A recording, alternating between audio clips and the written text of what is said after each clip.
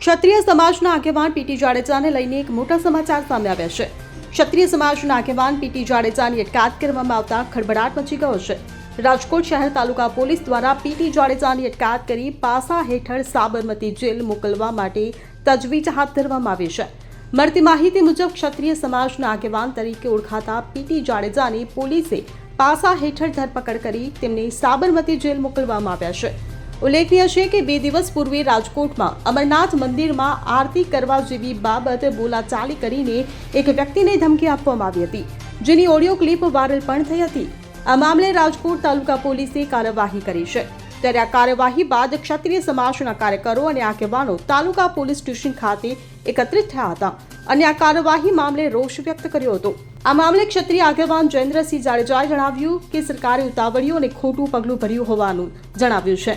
આ સાથે તેમણે એવી પણ ચીમકી આપી છે કે સરકાર સામે ક્ષત્રિયોને જે વાંધો હતો તે બધું હવે ઠંડુ થઈ ગયું છે। તેમ છતાં જો સરકાર આવા પગલાં લેશે તો ક્ષત્રિય અને રાજપૂત સમાજ સામે સરકારને કાયમી વાંધો થશે તેમજ સરકારને ભરપાઈ ન થઈ શકે તેવું નુકસાન થશે તેવી ચીમકી પણ ઉચ્ચારી હતી। हेलो मित्रों, जय माताजी, जय भारतवर्ष। डॉक्टर जयेन्द्रसिंह जाडेजा बोलूँ छूँ। अखिल गुजरात राजपूत युवा संघ वती अत्यारे अर्धी राते आपने समोसा में एक मैसेज मूकवानी फरज पड़ी है। तो आ समाचार मिला है कि राजपूत समाज क्षत्रिय समाजना बहु मोटा आगेवान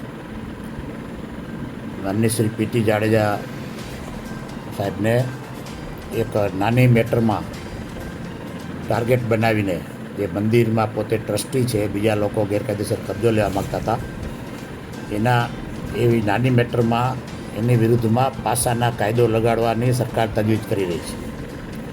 आ खरेखर बहुत दुखद और बहुत खोटू है ने हाथे करीने सरकार आ एक सुसाइड करी रही है कि जे एक इश्यू था इश्यू बधा ठंडा पड़ी गया है।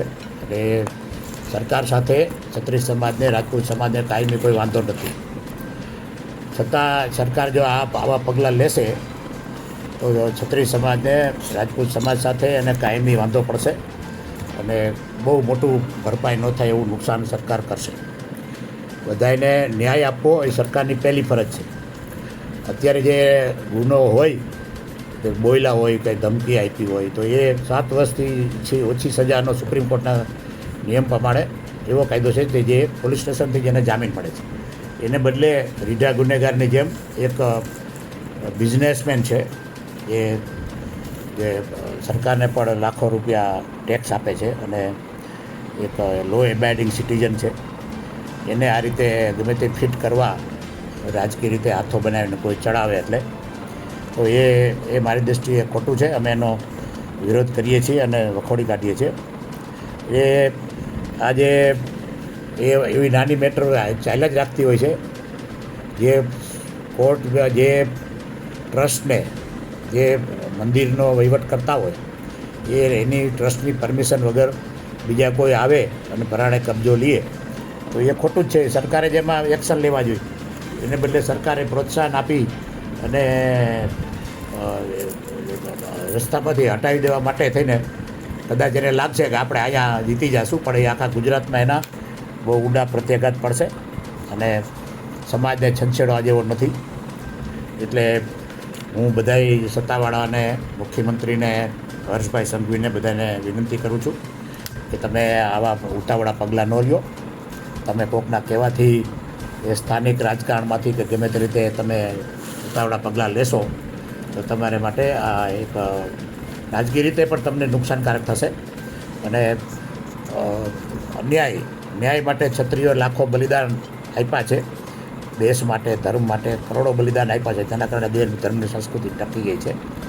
તો એના ઉપર આ એક બહુ મોટો અન્યાય થશે।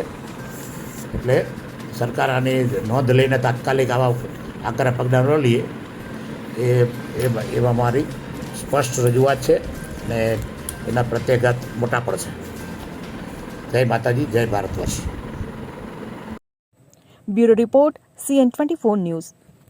હવે જુઓ દેશ દુનિયાની તમામ ખબરો તમારી આંગળીના ટેરવે। ઉઠાવો મોબાઈલ અને ગૂગલ પ્લે સ્ટોર પરથી ડાઉનલોડ કરો અમારી CN24 ન્યૂઝ મોબાઈલ એપ।